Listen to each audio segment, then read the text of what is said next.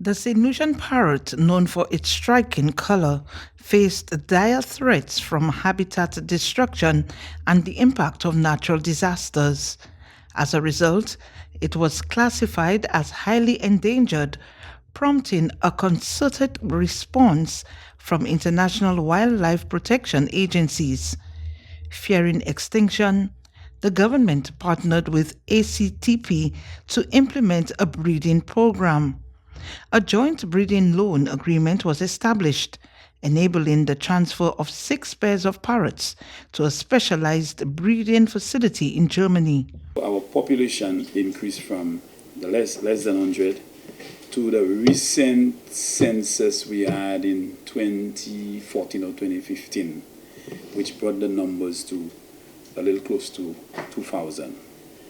The Association for Tropical ACTP Parrots, that's in Germany, currently they have almost 20 of our parrots, and we have a lease agreement with them because we are actually doing that for what you call our safety net, a safety net.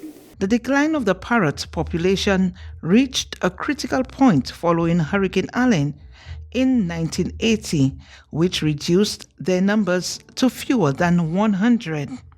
In addition to breeding efforts, a new environmental education center located in Union has been developed to house the parrots and other endangered species. This facility not only serves as a refuge for wildlife, but also aims to generate revenue through educational programs.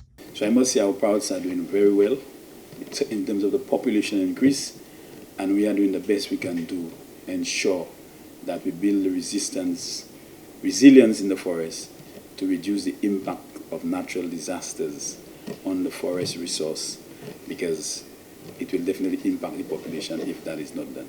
The ACTP, along with agreements with governments from St. Vincent, Dominica, Brazil, and Australia, continues to play a pivotal role in the conservation of parrots. As part of these agreements, a team from the Ministry of Agriculture and Forestry conducts annual visits to the breeding facility, ensuring ongoing support and monitoring. Cecil Actil, NBC Prime.